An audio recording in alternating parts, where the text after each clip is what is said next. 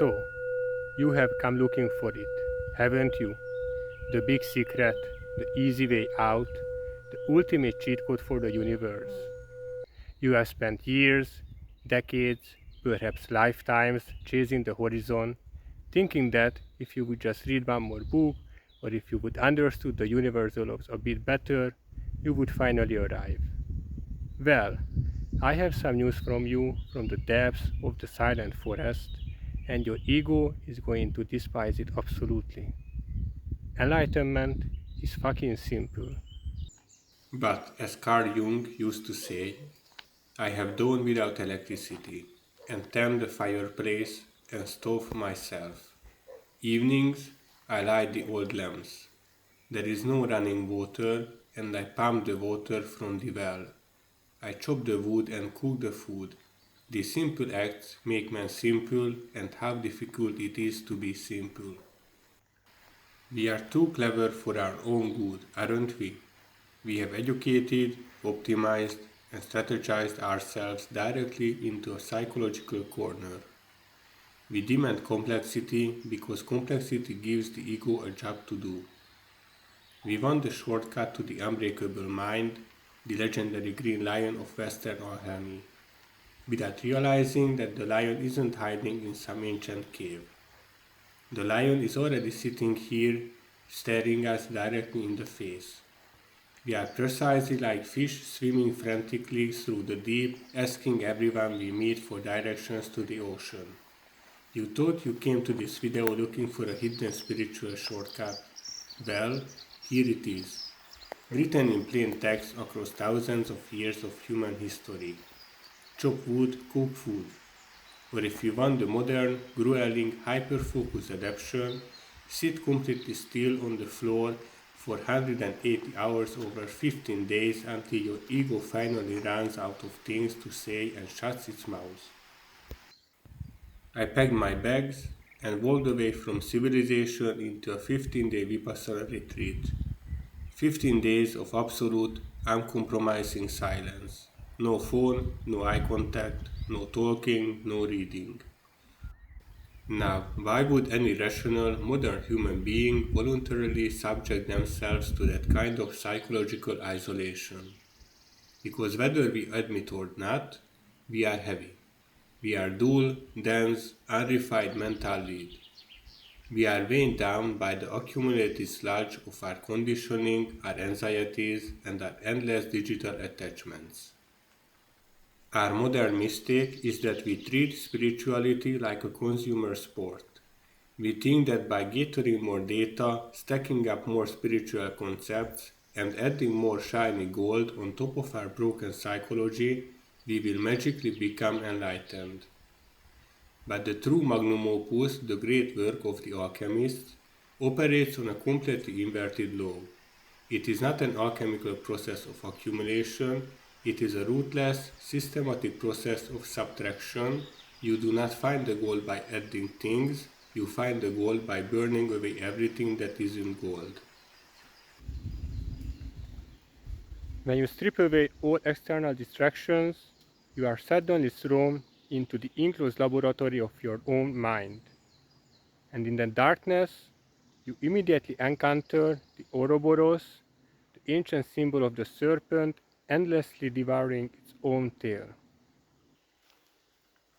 You sit there on the floor, and you are forced to watch your thoughts chase themselves in frantic, desperate, exhausting circles.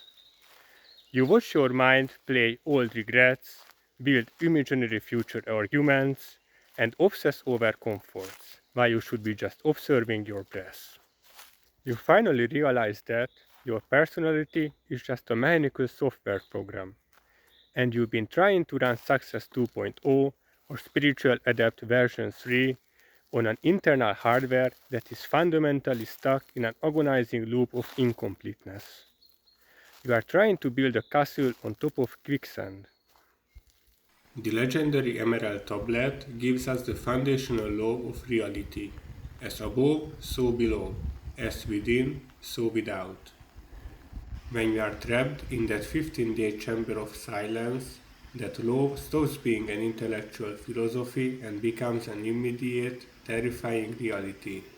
You realize that the irritation, the boredom, and the chaotic noise in your head is the exact unvarnished mirror of the chaos you see manifested in your daily life, your relationships, and the world around you. The alchemists understood this perfectly. You cannot transform your external life until you are willing to step down into the dark and face the raw, unrefined lead of your own internal state. Hermes Trismegistus and the ancient masters were never interested in turning you into a sterile, perfect saint. They weren't trying to make you an angel who floats above the earth detached from reality. They were deeply obsessed with something far more radical: the creation of the rabies, the divine androgen, the mystical union of absolute opposites. Buddhism calls this realization the middle way. Taoism calls it the alignment with the flowing current of the Tao. During my long hours of silent sitting, as my knees felt like they were being crushed by boulders and my mind was screaming for an escape, I hit the core realization of the entire journey. I realized that enlightenment is completely misunderstood in the West. It is not about escaping the bad parts of your humanity. It's not about purging your flaws or eradicating your shadow. True spiritual alchemy is the alchemical marriage, the conscious integration of all your shattered, warring fragments into a single, functional, unbreakable whole.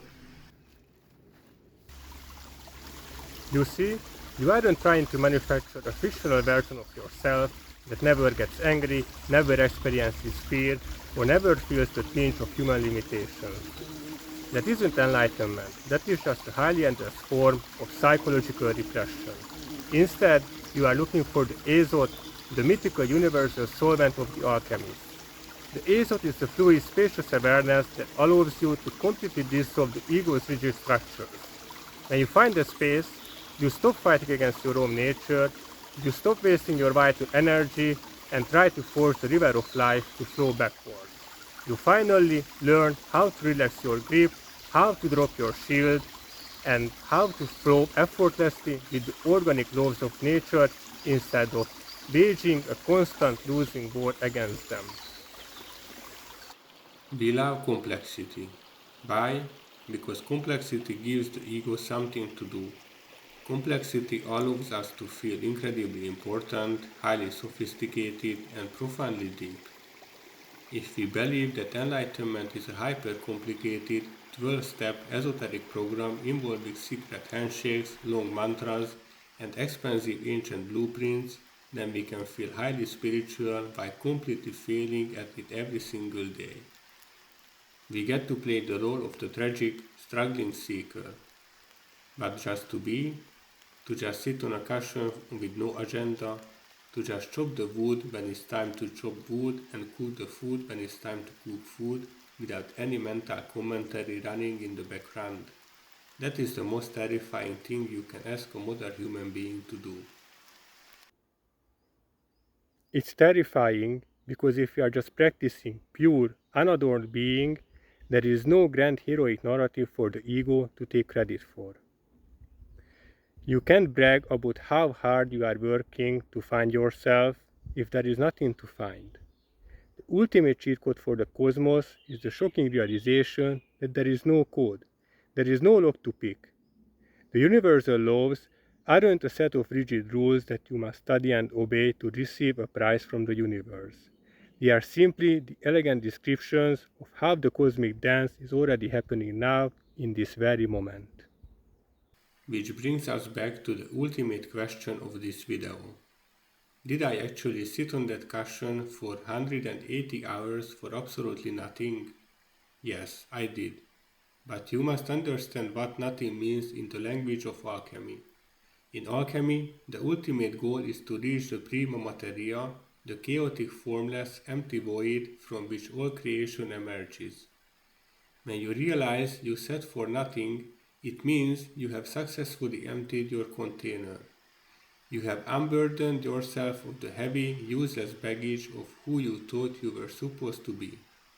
We spend our entire lives trying to turn the lead into gold by making ourselves heavier, smarter, wealthier, and more complex.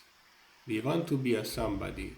The true alchemist has the immense courage to become a nobody. They dive into the void, strip away the labels, and realize that the emptiness they were so afraid is actually the source of absolute freedom. My 15 days of absolute isolation and mental dismantling taught me this one unshakable truth. You can study the emerald tablet until you are blue in the face, or in this case green.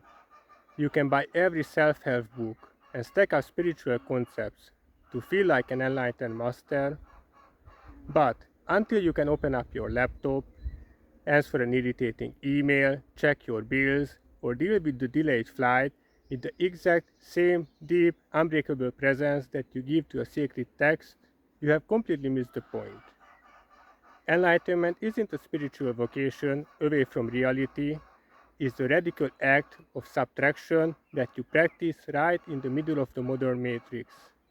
It's looking at your chaotic daily schedule with clean eyes and realizing that the search for peace is already over. Now, this is just the beginning of the journey. The moment the initial illusion cracked, I realized that everything we've been taught about seeking is a trap. But it raises a massive uncomfortable question. If the path is purely about subtraction, how do you actually achieve ultimate freedom? This brings us to the second part of this Vipassana trilogy. We are going to dismantle the ego's final defense mechanism and look at what happens when you completely run out of things to try. Hit subscribe and drop a comment with your thoughts on this cosmic joke, and stay tuned for part 2. Until then, stay golden.